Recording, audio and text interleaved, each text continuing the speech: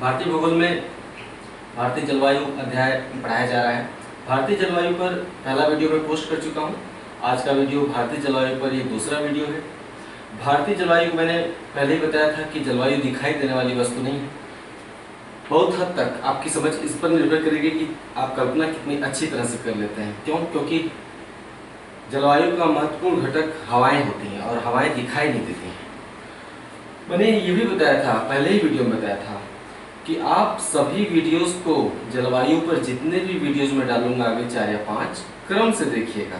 अगर आप जलवायु का पहला वीडियो देखे बिना सीधे दूसरा वीडियो देख रहे हैं तो आप गलती कर रहे हैं। तो क्यों? क्योंकि मैं एक सीरियल वाइज पढ़ाऊंगा, क्रम से। आमतौर पर किताबों में अच्छा क्रम नहीं दिया हुआ होता है। मैं यहाँ पर आपको एक अच्छा क्रम दूंगा। मैं इस अनसुलझी पहेली को एक एक करके सुलझाऊंगा, इसके तार को एक एक करके इस तरह से खोलूंगा कि एक बार आप सारे वीडियोस अगर भारतीय जलवायु को देख लें तो जिंदगी भर ये भूलेगा नहीं। सब्र रखना पड़ेगा। आमतौर पर मैं अभी भी भारतीय जलवायु के मुख्य टॉपिक पर नहीं आया हूँ। भारतीय जलवायु का मुख्य टॉपिक तीसरे या चौथे वीडियो में आएगा, जिसे हम कहते हैं दक्षिणी पश्चिमी मानसून। दक्षिणी पश्चिमी मानसून को समझने से पहले भी बहुत सारे महत्वपूर्ण घटक हैं मौसम के, जिन्हें कि आपको जानना चाहिए। तो आइए मेरे साथ बढ़ते रहिए। भारतीय जलवायु बहुत ही महत्वपूर्ण टॉपिक है, हमेशा प्रश्न उठते रहते हैं। एक बार इसे आप अच्छे से समझ लेंगे, बहुत ही बढ़िया हो जाएगा आपके लिए। ठीक है, तो ये है दूसरा वीडियो भारतीय जलवायु पर। पहले वीडियो में मैंने बताया था कि भारत में वर्षा 2 ऋतुओं में होती है, ग्रीष्म ऋतु में और शीत ऋतु में। मैंने बताया था कि शीत ऋतु में वर्षा के 2 क्षेत्र होते हैं, एक उत्तर भारत के पहाड़ी राज्य और मैदानी राज्य, पहाड़ी राज्य और मैदानी राज्य, और दूसरा क्षेत्र है तमिलनाडु में कोरोमंडल तट। शीत ऋतु में यानी जाड़े की ऋतु में दिसंबर से लेकर मार्च तक वर्षा के 2 क्षेत्र हैं, उत्तर भारत के पहाड़ी मैदानी राज्य और कोरोमंडल तट। तो आइए इसी को हम थोड़ा सा विस्तार में समझें। जो शीत ऋतु में मौसम की क्रियाविधि है, शीत ऋतु में कैसे मौसम काम करता है, किन महत्वपूर्ण चीजों का प्रभाव पड़ता है भारत के मौसम पर, इस पर आज हम चर्चा करेंगे। तो स्टार्ट करते हैं। सबसे पहले तो ये जान लीजिए कि जाड़े की ऋतु में, अच्छा जाड़े की ऋतु आती कब है? विषुवत रेखा, कर्क रेखा, मकर रेखा। कर्क रेखा भारत के बीचों बीच गुजरती है, कर्क रेखा भारत के बीचों बीच गुजरती है, उत्तरी गोलार्ध में है भारत। भारत में शीत ऋतु तब आती है जब सूर्य की लंबवत किरणें मकर रेखा पर पड़ने लगती हैं, जब सूर्य की लंबवत किरणें मकर रेखा पर पड़ने लगती हैं और यहाँ पर कर्क रेखा पर सूर्य की तिरछी किरणें उस दौरान पड़ती हैं। इसलिए उत्तरी गोलार्ध में ठंडी हो जाती है और दक्षिणी गोलार्ध गर्म होकर धधकने लगता है। यानी ऑस्ट्रेलिया दक्षिणी गोलार्ध में है। जब भारत में दिसंबर के महीने में ठंडी होती है तो स्वाभाविक सी बात है ऑस्ट्रेलिया जो दक्षिणी गोलार्ध में है वहां पर गर्मी होती है ना, क्योंकि सूर्य की लंबवत किरणें मकर रेखा पर चली जाती हैं। तो जब सूर्य की लंबवत किरणें दक्षिणी गोलार्ध में चली जाती हैं तो उत्तरी गोलार्ध में ठंडी आ जाती है। तो आप इसे ये कल्पना कर सकते हैं कि भारत में शीत ऋतु का आगमन इसीलिए होता है क्योंकि सूर्य की लंबवत किरणें दक्षिणी गोलार्ध में चली गई हैं। ये सब बातें तो मैं पहले भी आपको 50 बार बता चुका हूँ, आप जानते भी होंगे। अगर आप नए सब्सक्राइबर हैं मेरे चैनल के तो पीछे जाके आप देख सकते हैं। ठीक है, तो शीत ऋतु में होता क्या है? शीत ऋतु कब से कब तक होती है? मोटा मोटा दिसंबर से लेके मार्च तक या फिर नवंबर से लेके फरवरी तक। तो शीत ऋतु में होता ये है कि आमतौर पर साल भर एक महत्वपूर्ण परिघटना घटती है हिमालय के उत्तर में। हिमालय नहीं मैंने लिखा है, हिमालय के उत्तर में एक महत्वपूर्ण परिघटना साल भर घटती है, उसका नाम है जेठ धारा। तो आप लिखेंगे कि हिमालय के उत्तर में मध्य एशिया है, फिर तिब्बत है, फिर चीन है। तो शीत ऋतु में यानी जाड़े के मौसम में हिमालय के उत्तर में मध्य एशिया, तिब्बत और चीन, ठीक है, मध्य एशिया, तिब्बत और चीन में धरातल से, यह है आपका धरातल से 10 से 12 किलोमीटर की ऊंचाई पर 6 से 12 किलोमीटर की ऊंचाई पर चलने वाली शक्तिशाली वायुधाराओं को, या ऊंचाई पर शक्तिशाली वायुधाराएं चलती हैं। फिर से हम रिपीट करते हैं। आमतौर पर हिमालय के उत्तर में, मध्य एशिया, तिब्बत और चीन में धरातल से 6 से 12 किलोमीटर की ऊंचाई पर क्षोभ मंडल सीमा के पास, वायुमंडल की सबसे निचली परत क्षोभ मंडल होती है ना, तो क्षोभ मंडल की जो सबसे ऊपरी सीमा उसे क्षोभ मंडल सीमा कहते हैं। ठीक है, धरातल से 6 से 12 किलोमीटर की ऊंचाई पर क्षोभ मंडल सीमा के पास पश्चिम से पूर्व दिशा में चलने वाली शक्तिशाली वायु धाराओं को जेट धारा कहते हैं। हम फिर से रिपीट करते हैं। आमतौर पर वर्ष भर हिमालय के उत्तर में, मध्य एशिया, तिब्बत और चीन में धरातल से 6 से 12 किलोमीटर की ऊंचाई पर क्षोभ मंडल सीमा के पास पश्चिम से पूर्व की ओर चलने वाली शक्तिशाली वायु धाराओं को जेट धारा कहते हैं। ठीक है, या जेट प्रवाह कहते हैं।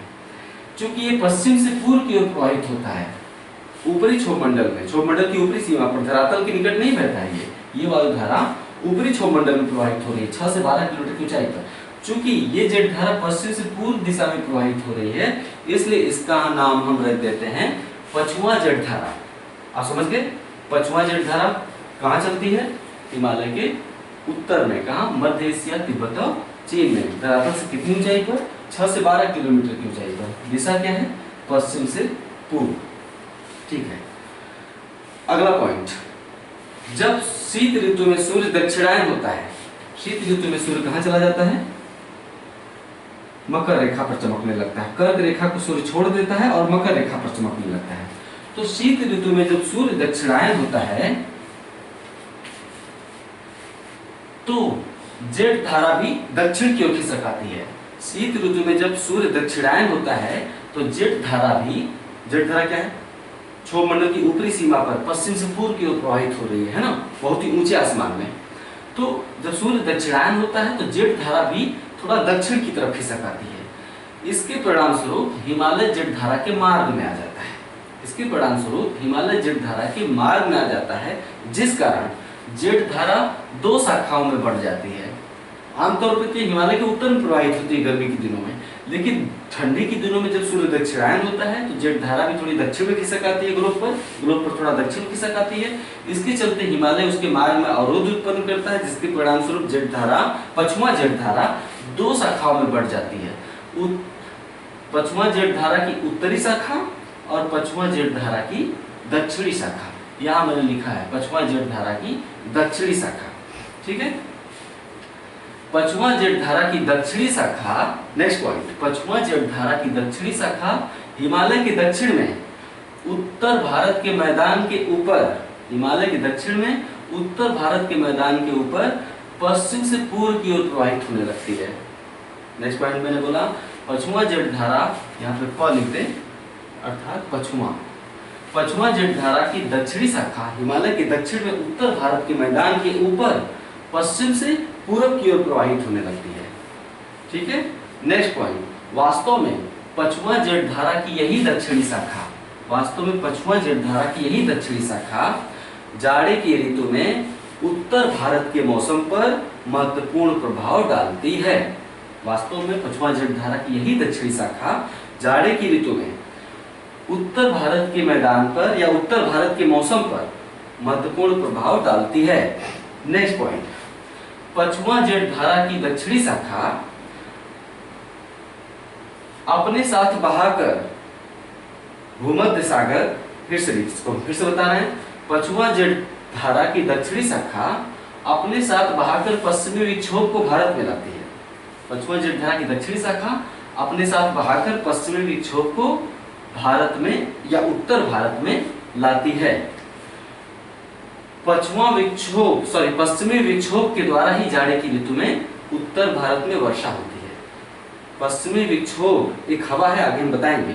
पश्चिमी विक्षोभ जो कि पछुआ जेट धारा की दक्षिणी शाखा के द्वारा बहाकर भारत में लाया जाता है, उसके द्वारा उत्तर भारत में जाड़े की ऋतु में वर्षा प्राप्त होती है। पश्चिमी विक्षोभ द्वारा उत्तर भारत के पहाड़ी राज्यों में हिमपात होता है, बर्फ के रूप में वर्षा होती है, और उत्तर भारत के मैदान में जलबूदों के रूप में वर्षा होती है। अगली हेडिंग आप डाल दीजिए, पश्चिमी विक्षोभ। अगली हेडिंग आप डालेंगे पश्चिमी विक्षोभ।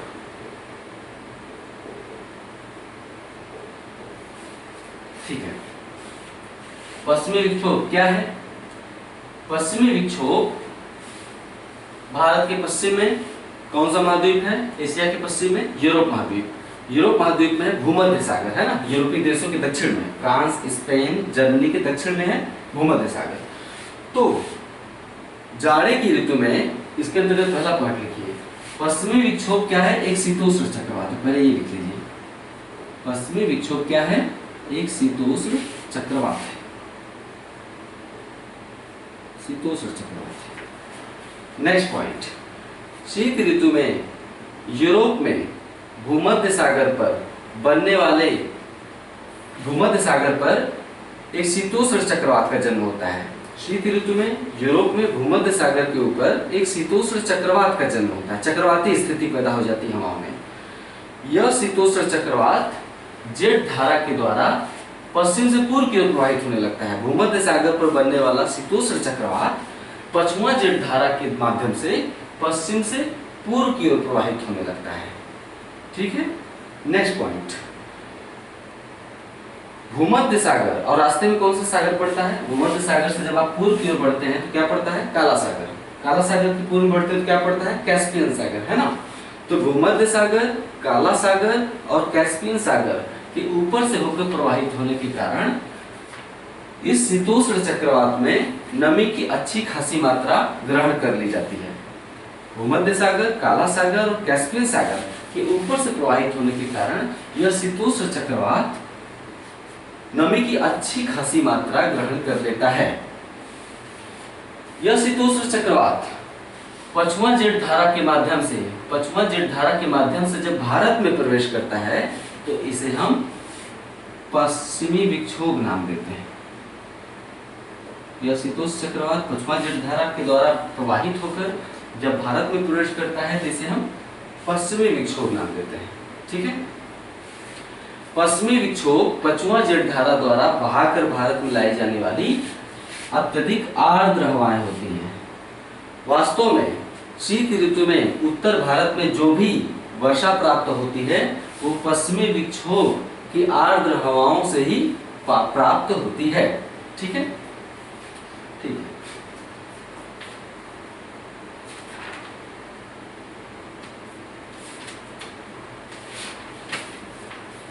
ठीक है, पश्चिमी विक्षोभ द्वारा होने वाली वर्षा उत्तर भारत के पहाड़ी राज्यों में, नेक्स्ट पॉइंट आप लिखिए, पश्चिमी विक्षोभ द्वारा होने वाली वर्षा उत्तर भारत के पहाड़ी राज्यों में अर्थात जम्मू कश्मीर, हिमाचल और उत्तराखंड में, अर्थात जम्मू कश्मीर, हिमाचल और उत्तराखंड में हिमपात के रूप में होती है। जबकि पश्चिमोत्तर भारत के मैदानी राज्यों में अर्थात जबकि पश्चिमोत्तर भारत के मैदानी राज्यों में अर्थात पंजाब, हरियाणा और दिल्ली में, अर्थात पंजाब, हरियाणा और दिल्ली में पश्चिमी विक्षोभ से होने वाली वर्षा जल बूंदों के रूप में होती है। ठीक है, नेक्स्ट पॉइंट, जब पश्चिमी विक्षोभ के रूप के नाम से जाने जाने वाले, जब पश्चिमी विक्षोभ के नाम से जाने जाने वाले इस शीतोष्ण चक्रवात में नमी की अच्छी खासी मात्रा होती है तो इससे पश्चिमी बिहार तक वर्षा होती है। भाई पश्चिम से पूर्व की ओर प्रवाहित हो रहा है ना। आमतौर पर होता क्या है कि जब पश्चिमी विक्षोभ की हवाएं पश्चिम से पूर्व की ओर बढ़ती हैं तो उनसे होने वाली वर्षा की मात्रा घटती चली जाती है। क्यों? क्योंकि ज्यादातर अपनी नमी वर्षा के रूप में वो पंजाब, हरियाणा, दिल्ली तक गिरा चुकी होती है। लेकिन अगर नमी की मात्रा अच्छी खासी है तो पश्चिमी विक्षोभ में अगर वर्षा की नमी की मात्रा अच्छी खासी है तो उससे पश्चिमी बिहार तक वर्षा होती है। उत्तर भारत में पंजाब से लेकर पश्चिमी बिहार तक ये वर्षा कर पाने में सक्षम होती हैं। कब? जब उनमें हवाओं में नमी की मात्रा अच्छी खासी है। ठीक है, नेक्स्ट पॉइंट, पश्चिमी विक्षोभ द्वारा होने वाली वर्षा या पश्चिमी विक्षोभ द्वारा जब भारत में वर्षा लाई जाती है तो उस समय शीत भारत में रबी फसल का मौसम होता है। या फिर आप ऐसे लिख सकते हैं कि शीत ऋतु में उत्तर भारत में रबी फसल का मौसम होता है। इसके परिणाम स्वरूप पश्चिमी विक्षोभ द्वारा होने वाली वर्षा हिमालय के पहाड़ी राज्यों में सेब की फसल के लिए, एप्पल की फसल के लिए लाभदायक होती है। जबकि उत्तर भारत के मैदानी राज्यों में यह वर्षा रबी की फसल के लिए अर्थात गेहूं की फसल के लिए बहुत ही लाभदायक होती है। गेहूं कब बोया जाता है? जाड़े के मौसम में बोया जाता है। जब बोया जाता है तो भारत के तमाम क्षेत्र हैं जहां पर ट्यूबवेल द्वारा सिंचाई की सुविधा नहीं है, तो ऐसे में जब ठंडी के दिनों में दिसंबर और जनवरी में बारिश हो जाती है तो गेहूं की फसल को अच्छी खासी नमी मिल जाती है, तो उसे बढ़ने में और पकने में सहायता मिलती है। तो वही मैंने बोला कि पश्चिमी विक्षोभ द्वारा होने वाली वर्षा हिमालय के पहाड़ी राज्यों में अर्थात हिमाचल, जम्मू कश्मीर, उत्तराखंड में सेब की फसल के लिए और उत्तर भारत के मैदानी राज्यों में रबी की फसल अर्थात गेहूं की फसल के लिए काफी लाभदायक होती है। ठीक है, नेक्स्ट पॉइंट,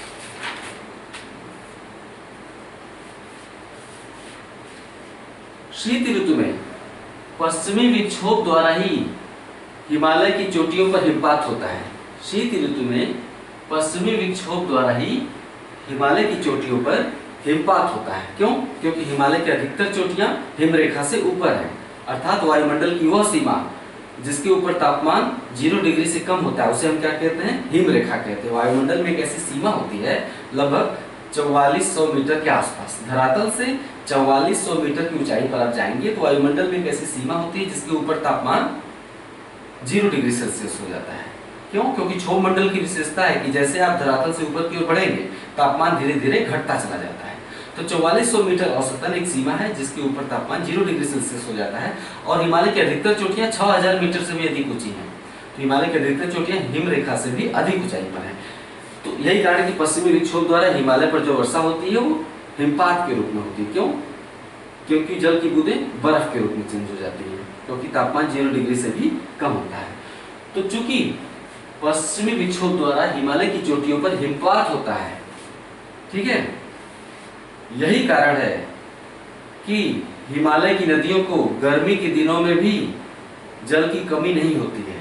यही कारण है कि हिमालय से निकलने वाली नदियों को गर्मी के दिनों में भी यानी अप्रैल और मई के महीनों में भी जल की कमी नहीं होती है, क्योंकि गर्मी आने पर हिमालय पर जो बर्फ की परतें जमी हुई हैं पिघलने लगती हैं गर्मी आने पर, और उनके पिघलने से हिमालयी नदियों को जल प्राप्त होता रहता है। हमने इसके पहले वाले वीडियो में बताया था कि आमतौर पर उत्तर भारत में बरसात की शुरुआत जून के लास्ट में या फिर जुलाई के महीने में शुरू होती है उत्तर भारत में। लेकिन आप ध्यान दिए होंगे कि उत्तर भारत में जो गंगा या यमुना जैसी नदियां हैं, बरसात शुरू होने के पहले ही इनका जलस्तर काफी ऊपर चला जाता है। बरसात शुरू होने के पहले बरसात हुआ नहीं, कड़क धूप हो रही है, मौसम बहुत ही गर्म है, लू चल रही है, कोई बरसात नहीं हो रहा उत्तर भारत में। इसके बावजूद आप देखेंगे कि गंगा यमुना जैसी जो बड़ी नदियां हैं इनमें जल का स्तर काफी ऊंचा हो जाता है। ये जल कहाँ से आता है? गर्मी बढ़ती है तो हिमालय पर जो हिम की चादर बिछी हुई है ग्लेशियर के रूप में, गर्मी बढ़ने पर पिघलती है और हिमालय से निकलने वाली नदियों को बड़ी मात्रा में जल प्राप्त होने लगता है। तो ये जो बर्फ जमा हुआ है हिमालय की चोटियों पर, वो कहाँ से आता है? पश्चिमी विक्षोभ द्वारा जाड़े की ऋतु में जो हिमपात होता है उसी के चलते हिमालय पर ग्लेशियर की मात्रा बढ़ जाती है। आप समझ गए? ठीक है, सिंपल सी बात है कि पश्चिमी विक्षोभ पछुआ जलधारा द्वारा लाया जाता है जो कि पश्चिम से पूर्व की ओर प्रवाहित हो रहा है। यही कारण है कि पश्चिमी विक्षोभ द्वारा होने वाली वर्षा की मात्रा पश्चिम से पूर्व की ओर घटती जाती है। पश्चिमी विक्षोभ द्वारा अधिक से अधिक पंजाब से लेकर पश्चिमी बिहार तक की वर्षा की मात्रा प्राप्त होती है। ये हो गया पश्चिमी विक्षोभ। आज का टॉपिक था शीत ऋतु की क्रियाविधि, शीत ऋतु में मौसम की क्रियाविधि।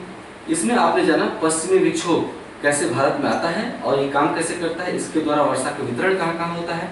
जस्ट इसके अगले वीडियो में हम शीत ऋतु की क्रियाविधि में अगला हिस्सा पढ़ाएंगे जो कि है उत्तर पूर्वी मानसून। शीत ऋतु में 2 जगह वर्षा होती है, उत्तर भारत की पहाड़ी और मैदानी राज्यों में, और दूसरी जगह वर्षा होती है तमिलनाडु के कोरोट मंडल तट पर। तो उत्तर पूर्वी मानसून के विषय में जानने के लिए अगले वीडियो में हमें देखना है। पिछले वीडियो में मैंने कुछ आपसे सवाल किए थे, उसके उत्तर मैं आपको फिलहाल दे दूं। जो भी मैंने सवाल किए थे पिछले वीडियो में उसके उत्तर आप जान लीजिए, 1 मिनट लगेंगे। ठीक है, प्रश्नों के उत्तर इस प्रकार है। मरकत द्वीप की संज्ञा जब अंडमान निकोबार द्वीप को दी जाती है। मरकत द्वीप किसे कहते हैं? मैंने पिछले वीडियो में सवाल किया था, अंडमान निकोबार द्वीप समूह को कहते हैं। नेक्स्ट, 9 डिग्री चैनल किन 2 द्वीपों के बीच से गुजरता है? 9 डिग्री चैनल लक्षद्वीप और मिनिकॉय द्वीपों के बीच से गुजरता है।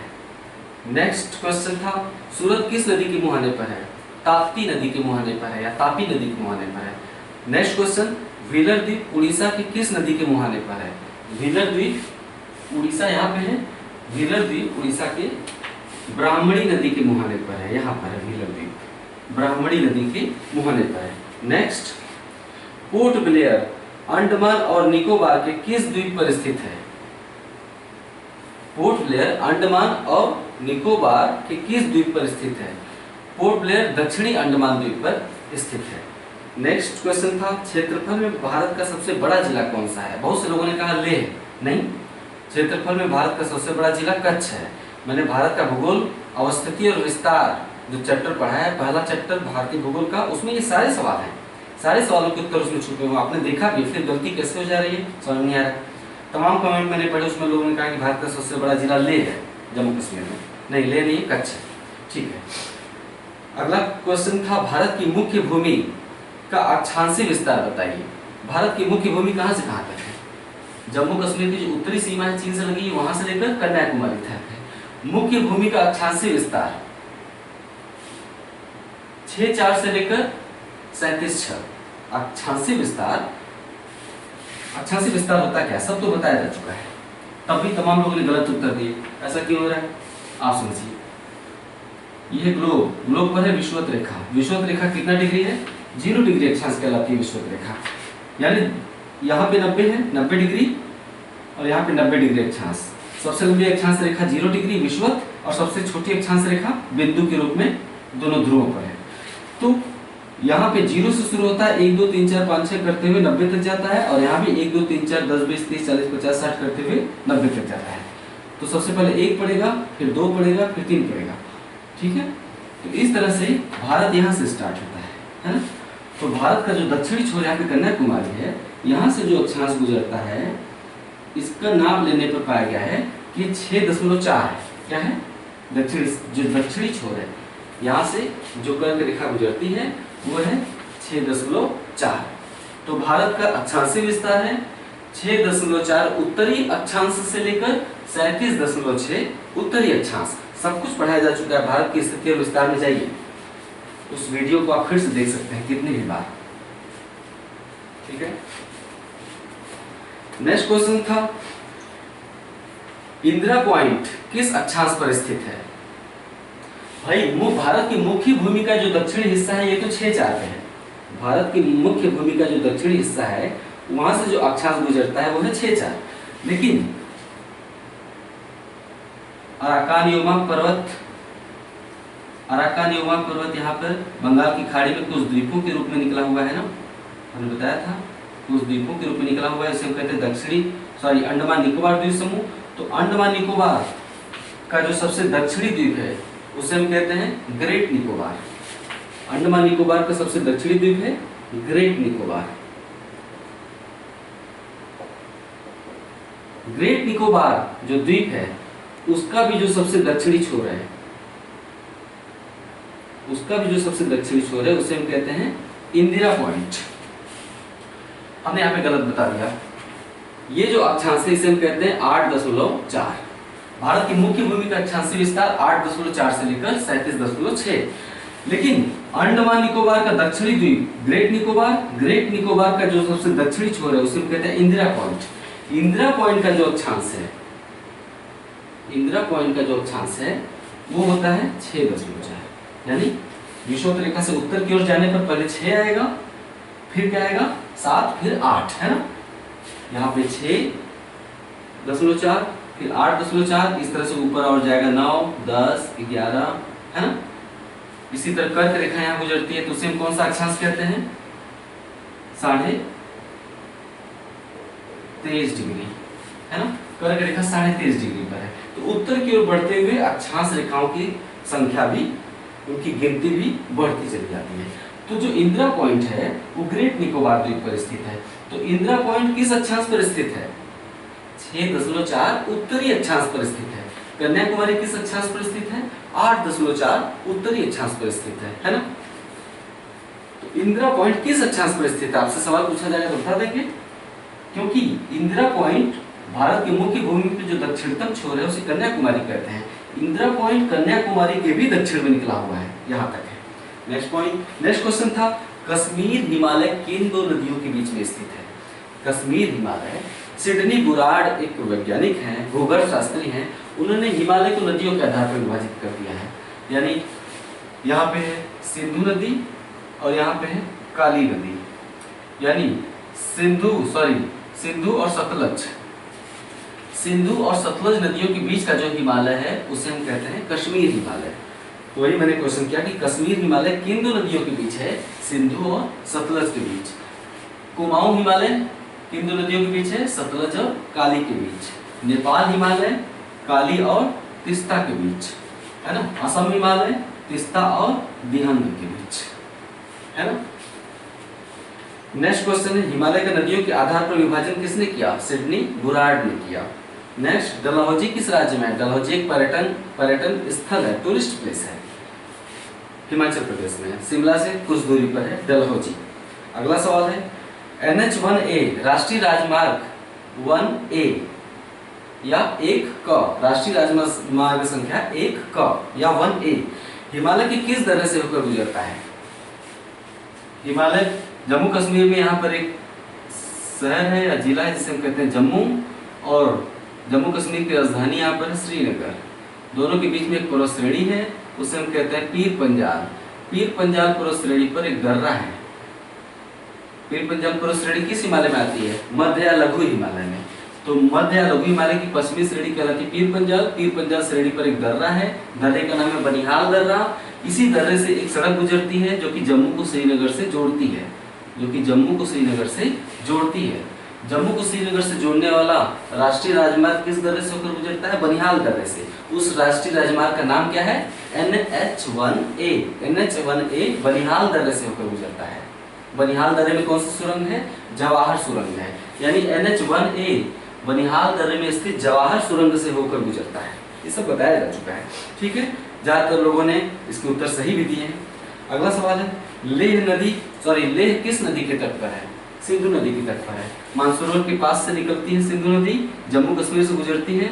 सिंधु नदी के दाहिने तट पर यहाँ पर जम्मू कश्मीर का लेह है। ओके, अगला है सैडल पीक कहाँ अवस्थित है? सैडल पीक अंडमान निकोबार द्वीप में एक चोटी है, सैडल पीक, है ना। आप भारत की स्थिति और विस्तार वाला वीडियो देख सकते हैं। सैडल पीक अंडमान निकोबार द्वीप समूह की सबसे ऊंची चोटी है। अंडमान निकोबार द्वीप की सबसे ऊंची चोटी कौन सी है? Saddle peak.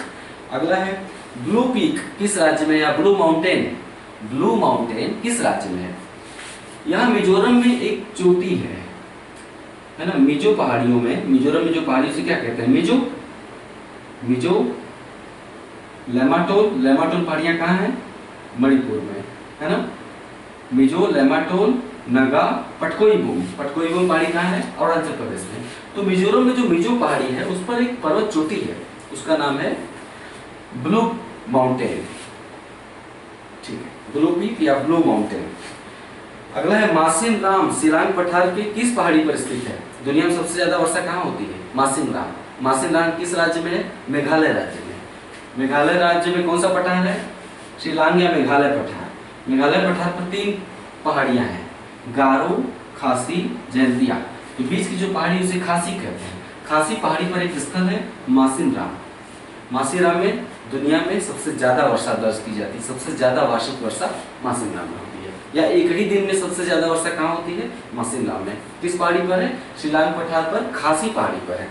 अगला क्वेश्चन है पृथ्वी जब ठंडी हुई तो सबसे पहले किन चट्टानों का निर्माण हुआ था? पृथ्वी शुरू में आग का गोला थी, धीरे धीरे बरसात हुआ, ठंडी हुई तो सबसे पहले लावा के जमने से, बिल्कुल लावा था पृथ्वी, तो लावा के जमने से किन चट्टानों का पहले निर्माण हुआ था? आर्कियन क्रम की चट्टानों का निर्माण हुआ था। आर्कियन क्रम की चट्टानों के बाद धारवाड़ क्रम की चट्टानों का निर्माण हुआ था। धारवाड़ क्रम की चट्टानों के बाद कुड़प्पा चट्टानों का निर्माण हुआ था। उसके बाद विंध्यन चट्टानों का निर्माण हुआ, फिर गोंडवाना चट्टानों का निर्माण हुआ, है ना। इस तरह से करके अलग अलग भारत में चट्टानों का निर्माण हुआ है। तो सभी सवालों के उत्तर मिल गए। अगले वीडियो में फिर मैं आपसे कुछ सवाल करूंगा। एक चीज और, मैं आपसे जो भी सवाल करूं ऐसा करिए कि उसका प्रश्न और उत्तर एक अलग कॉपी में या अलग पेज पर लिखते हुए चलिए। निश्चित रूप से मैं जो सवाल करता हूँ वो बहुत ही महत्वपूर्ण है, तो उन्हें भी आप लिख लिया करिए, छोड़ा मत करिए, उनके उत्तर सहित प्रश्नों को लिख लिया करिए। अगले वीडियो में भारतीय जलवायु या वर्षा या भारतीय मौसम के साथ में बाकी हिस्से, बाकी जो बचे हुए हिस्से मैं आपको पढ़ाऊंगा। ओके, ठीक है, नमस्कार।